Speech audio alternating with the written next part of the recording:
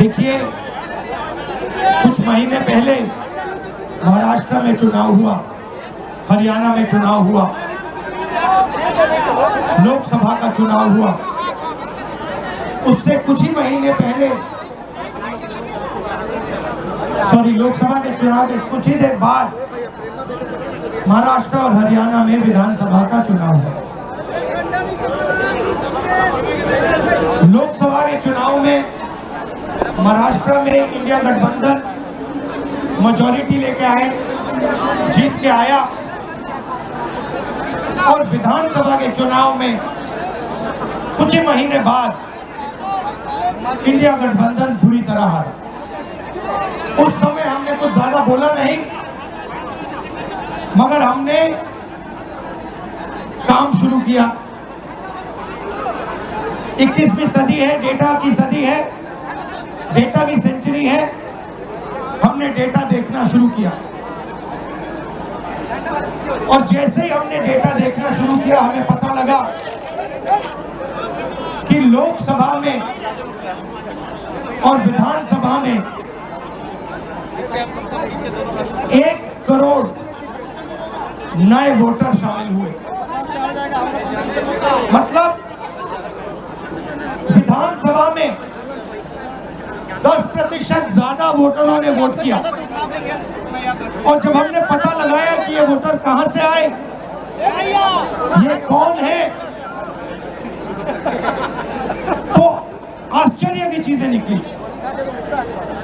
हर constituency में जहां भी वोटर बढ़े, जिन जिन कंस्टिट्यूएंसी में वोटर बढ़े, वहां पर बीजेपी जीती। सारे के सारे वोट, जो नए वोट आए, वो सारे के सारे बीजेपी को गए। एक बिल्डिंग में 4000 5000 वोटर रजिस्टर हुए। गरीबों के वोट काटे गए। और जब हमने इलेक्शन कमीशन से कहा कि आप हमें वोटर लिस्ट दीजिए, आप हमें वीडियोग्राफी, जो हर पोलिंग बूथ में वीडियो लगा हुआ है, वो दीजिए,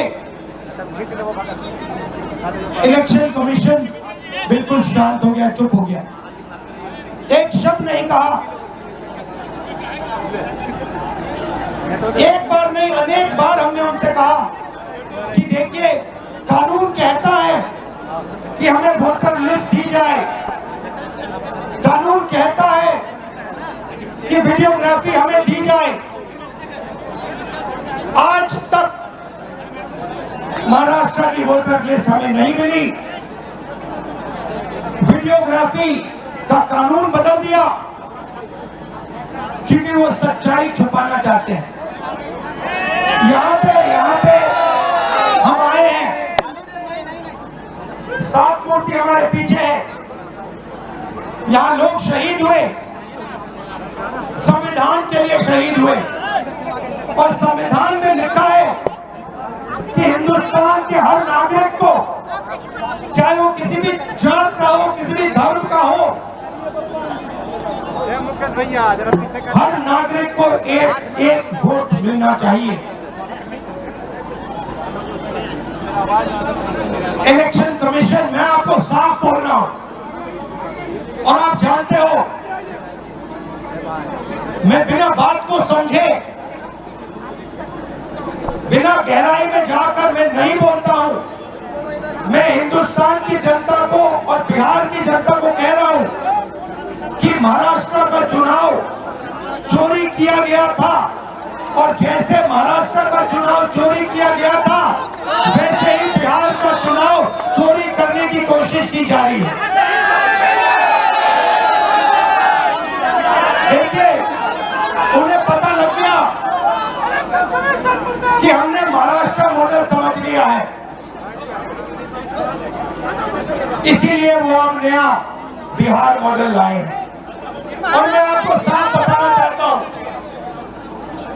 कि ये गरीबों का वोट छीनने का तरीका है।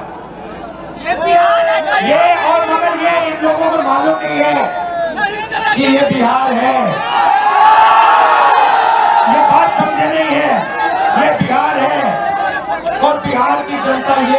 होने देंगे। हमारे लोग इलेक्शन कमिश्नर से जाके मिले, मैं नहीं था मगर सारे नेता गए और मैंने इनसे पूछा आपको क्या लगा, और सारे के सारों ने कहा कि इलेक्शन कमिश्नर बीजेपी और आरएसएस जैसे बात कर रहे हैं।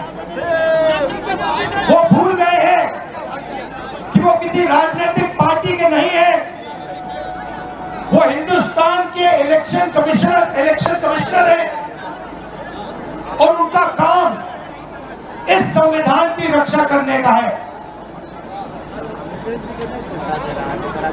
और मैं यहां से क्लियर मैसेज देना चाहता हूं, आपको जो करना है करिए, मगर बाद में कानून आप पर लागू होगा। भूलिए मत, आप कितने भी बड़े हो, कहीं भी बैठे हो, कानून आपको नहीं छोड़ेगा। मैं आपको गारंटी दे रहा हूं कि कानून आपको नहीं छोड़ेगा। आपका काम बीजेपी का काम करने का नहीं है, आपका काम हिंदुस्तान के संविधान की रक्षा करने का है।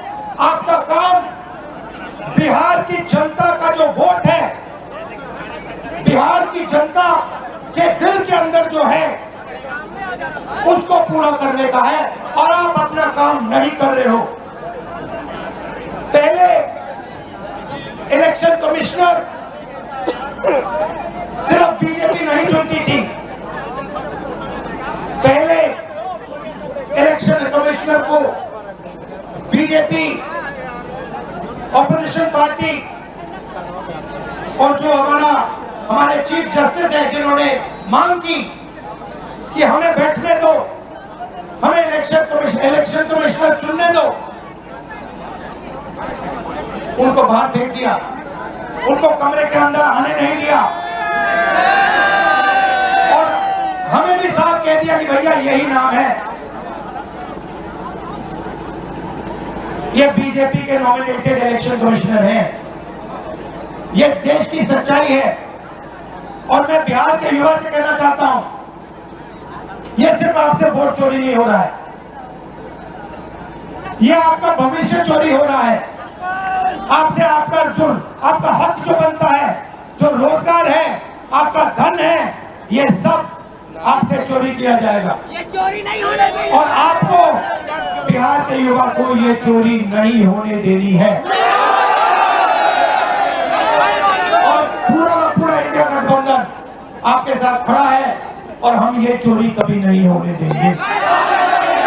आप सबका दिल से मैं धन्यवाद करता हूं, जो सीनियर नेता आए हैं इंडिया गठबंधन के, आपका धन्यवाद करता हूं, और जो यहाँ भीड़ आई है, आपका भी दिल से धन्यवाद करता हूं।